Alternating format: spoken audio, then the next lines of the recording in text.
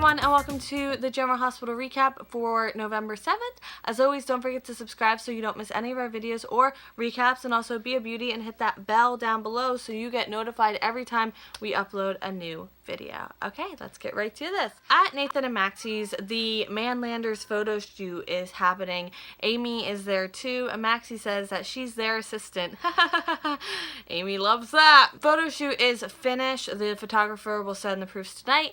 Amy makes a little snide remark after the photographer leaves. She's writing the article that goes along with the pictures and now is going to go to her real job as a nurse, and Maxie is going to use their lie against them as long as she can because she needs to get a few digs in. Amy comes back with the fact that she's sorry that Maxie is dealing with Twitter trolls and all that stuff, but she hasn't been able to contact her brother and it's stressing her out. She didn't want to be here. She didn't need to be here at the photo shoot, and she definitely doesn't want to write Maxie's article.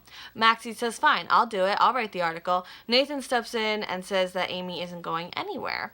Maxie tries to write the article herself. It's not great.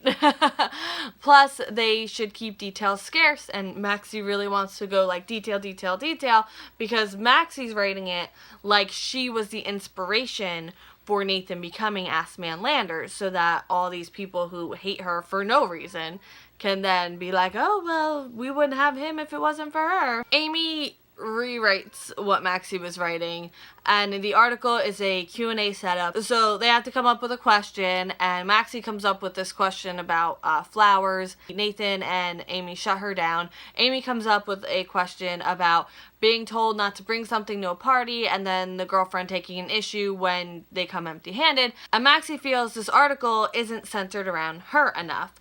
Nathan reassures her and shows her the pictures, and Amy finishes up the article and heads out, and Nathan sees her out. Maxie checks out what Amy wrote. She changes some stuff, like a lot of stuff, like totally rewrites it.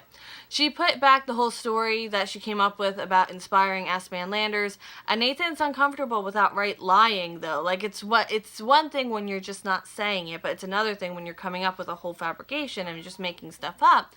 And he's not comfortable with it, but the way she sees it is this is her project and she's doing it the way she wants, which I don't think is a good idea, because if something's working, you don't unwork it. Like Amy and Nathan have this down to a science. At General Hospital, Monica asks Finn to come check out a patient, an opioid OD, but also a possible infection. This guy's a John Doe and they have no details on him. He has pneumonia. It's going to be tough because he was ignoring the signs for days, so the point he's at now is a really risky point. Finn checks the patient and prescribes a course of treatment. He wants to stay really close to this case though. It's hard for him to separate his past with drugs from this epidemic, and they think this John Doe patient could be a veteran because of some of his injuries and trauma he's been through. And Monica feels this guy might have died had Finn not stayed and done what he did. At Anna's, Anna asks Valentine, I haven't done that in a while. Anna asks Valentine to be her spy inside of Cassie's organization, and he says, no. Valentine says that she doesn't know how bad Cassie is. He says he and Cassie are at a standoff. If he messes with that balance and she chooses to go after him, it would be very, very, very dangerous. Anna wants to know more, and he won't help her. He'll blow her investigation out of the water if she doesn't just leave him alone and leave him out of it. Anna tells him that drug overdoses are killing more Americans than HIV did during the height of the AIDS epidemic, and which is just a super scary statistic because it's 100% real, and just like I can't even wrap my head around that. Valentine does want her to bring down Cassie, but he can't be involved with it. Poor Cassie. At the Metro Court, Nina and Charlotte are having ice cream. Charlotte had just come from ice skating practice and she's excited to do skating, and they're talking about stuff. Cassie and her guy come in. She's gonna indulge in a strawberry daiquiri, which now makes me want a strawberry daiquiri because I had one at medieval times when I was 14 and I bought the light up cup and I haven't had one since, and it's just been the worst mistake I've made in the past 11 years. Finn says that she's not allergic to strawberries like she thought she was, and she trusts him on that. So I find that very interesting. She sees Nina and Charlotte and wants to take things up a notch and maybe introduce herself to Valentine's family. Cassie goes over and trips on the box of ice skates that's on the floor. Her and Nina have a very nice exchange. She makes conversation. Charlotte does her thing where she's not allowed to talk to strangers. Nina is allowed to talk to strangers though, so she talks to her. Cassie introduces herself as Cassie White.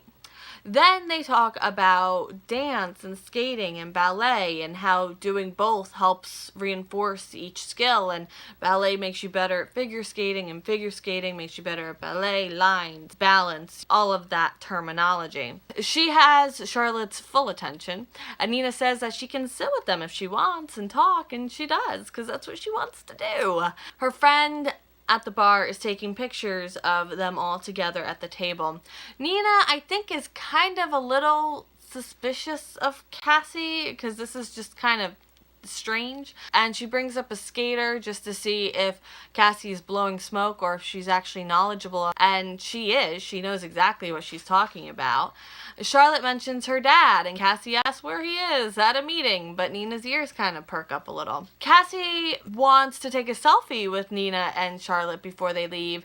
Maybe they can have lunch. It'll be fun. They're all skating buddies. And I guess asking to take a selfie with someone isn't the strangest thing in the world. Like, I've done it, but not people like I've had a conversation with once. I did on the train a lot when I was traveling, but it just kind of seemed a little like, okay. Charlotte calls her Cassie, so way to get on the Cassie train. And they leave. Cassie texts Valentine and he's headed over. Valentine meets with her. She wanted to share a surprise with him. She met his wife and daughter here and she shows him the pictures.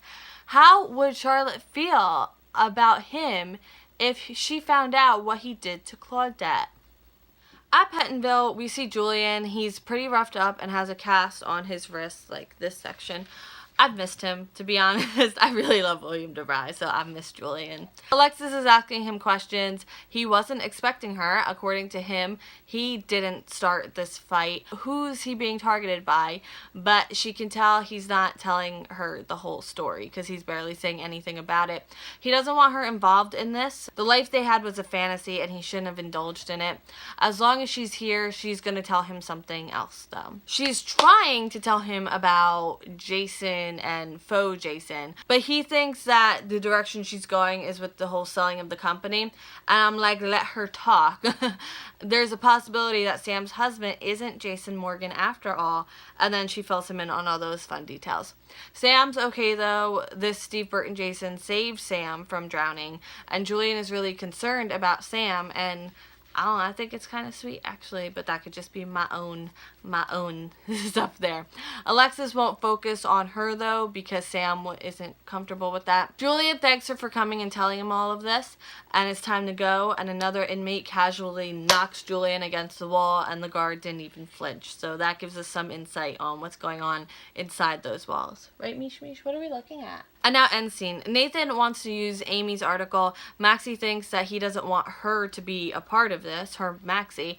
Okay, yes, but because by submitting her version, she'll be committing fraud too, and up to this point she's been protected. And Maxie says no one even reads the articles anyway, and he's like, okay, then might as well use Amy's. And she tells him to stop. She sent the article to the publishing team. So Deanna gives Amy the chart of John Doe, and it's her brother Chet. Monica is heading out. Finn is going to stay. Monica is like, she's floored by this seemingly overnight epidemic that has hit Port Charles. Anna makes a call to Robert. She has to rethink this Cassie case, but she won't be giving up. Cassie makes a threat. She can't imagine what would become of Valentine if he were to lose Nina and Charlotte, and he agrees to be part of her operation. Alexis tries to make an issue of Julian being like attacked right there. The guy that roughed up Julian walks right back in with him, but looks Alexis right in the eye first and is like super mean looking. That is it for the 7th General Hospital. I will be right with you with the 8th, and I hope you have a great day. Okay, bye.